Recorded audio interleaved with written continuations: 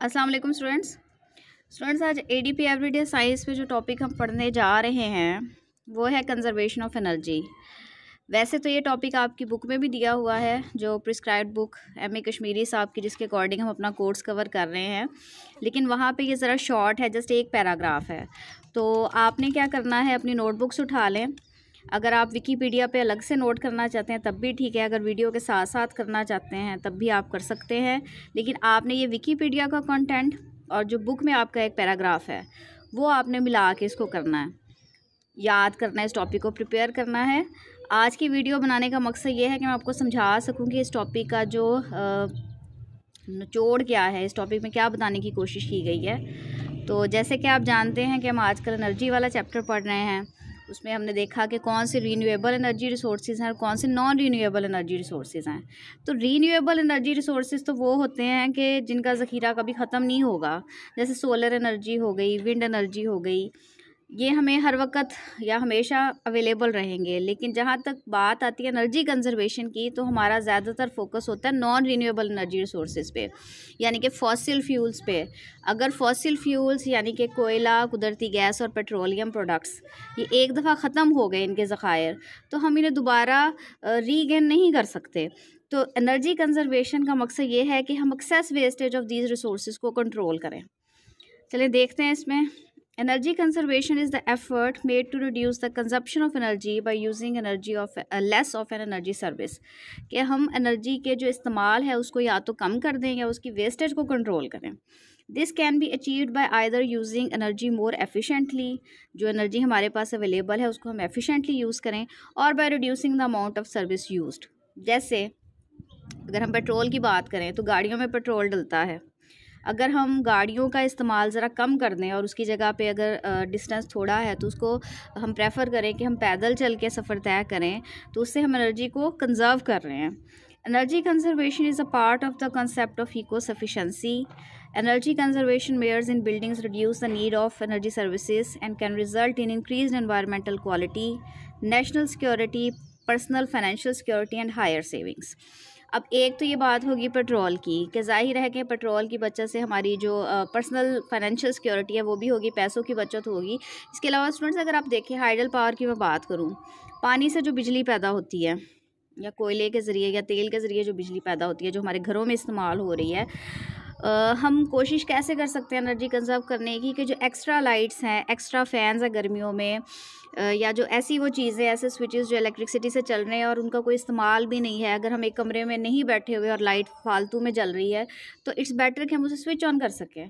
तो इलेक्ट्रिसिटी, बिजली की ये जो एक्स्ट्रा हम इस्तेमाल कर रहे हैं, इसको कंट्रोल करने से भी हम एक तरह की एनर्जी कंजर्वेशन में हेल्प कर रहे हैं। It is at the top of the sustainable energy hierarchy. It also lowers energy cost by preventing future resource depletion.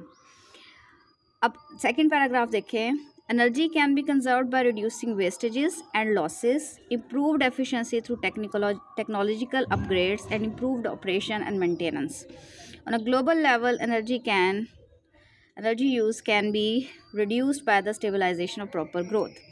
अब देखें सेकंड पैराग्राफ में उन्होंने बताया कि कैसे हम एनर्जी कंजर्व कर सकते हैं। एक तो वेस्टेज को रोक के, दूसरा जो एनर्जी सोर्सेज अवेलेबल है उनको एफिशिएंटली यूज़ करके, यानी कि अगर फ़र्ज़ किया कि एक ही कमरे में हम लाइट्स वगैरह ऑन कर लें और बाकी कमरों की लाइट्स हम बुझा दें, तो हम उसको एफिशिएंटली यूज़ कर रहे हैं।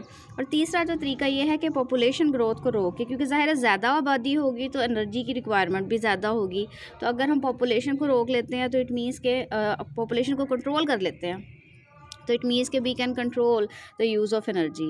Energy can only be transform from one form to another. देखें, energy can neither be created nor destroyed. ये law of conservation of energy है कि एनर्जी जो है ना उसे पैदा कर सकते हैं ना उसे तबाह कर सकते हैं, बस वो अपनी हालत बदलती है।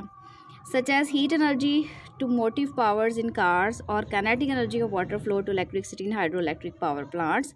However machines are required to transport energy from one form to another. Energy भले ही अपनी हालत बदलती है, लेकिन उसकी हालत तब्दील करने के लिए हमें मशीन्स की ज़रूरत है। The wear and friction of the components of these machines while running causes heavy losses of very high amounts of energy and very high related cost. ज़ाहिर है मशीनों को चलाने के लिए उनकी मेंटेनेंस के लिए भी बहुत ज़्यादा पैसा लगता है. It is possible to minimise these losses by adopting green engineering practices to improve life cycle of the components.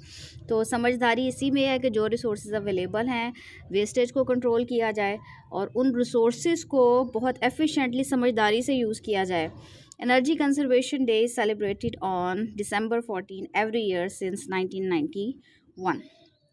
ठीक है स्टूडेंट्स, तो इसको अगर मैं एक दफ़ा समरी करके आपको बताना चाहूँगी कि हम कैसे कंजर्वेशन ऑफ एनर्जी कर सकते हैं. कंजर्वेशन ऑफ एनर्जी करने का सबसे पहला तरीका तो ये है कि हम वेस्टेज को रोकें. वेस्टेज को, चाहे वो पानी का ज़िया हो, चाहे वो बिजली का ज़िया हो, चाहे वो पेट्रोलियम प्रोडक्ट्स का ज़िया हो, इन सब चीज़ों को हमने समझदारी के साथ यूज़ करना है, क्योंकि जो नॉन रीन्यूएबल एनर्जी रिसोर्सेज हैं एक दफ़ा उनके ज़ख़ीरे ख़त्म हो गए तो फिर वो दोबारा हमें नहीं मिलने वाले. और इसके अलावा दूसरा जो तरीका ये है कि जो रिसोर्सेज अवेलेबल हैं उनको हम एफिशिएंटली यूज़ करें. और तीसरा तरीका ये है कि हम आबादी को ज़रा कंट्रोल करें, क्योंकि ज़्यादा लोग होंगे तो फिर उनके लिए ज़ाहिर है कि ज़्यादा एनर्जी रिसोर्सेज रिक्वायर्ड होंगे. और एक और जैसे इलेक्ट्रिसिटी का मैं यूज़ बता रही हूँ, तो जैसे एयर कंडीशनर्स लोग गर्मियों में यूज़ करते हैं, तो बजाय इसके कि हर कमरे में अलग अलग एयर कंडीशनर यूज़ करने के आप एक ही कमरे में AC लगाएं और सारी फैमिली वहाँ पे दोपहर में टाइम स्पेंड कर सकती है. इस तरह अपने लाइफस्टाइल में चेंजेस लेकर आएँ ताकि हम अपने आने वाली जनरेशन के लिए एक अच्छा फ्यूचर प्रोवाइड करें.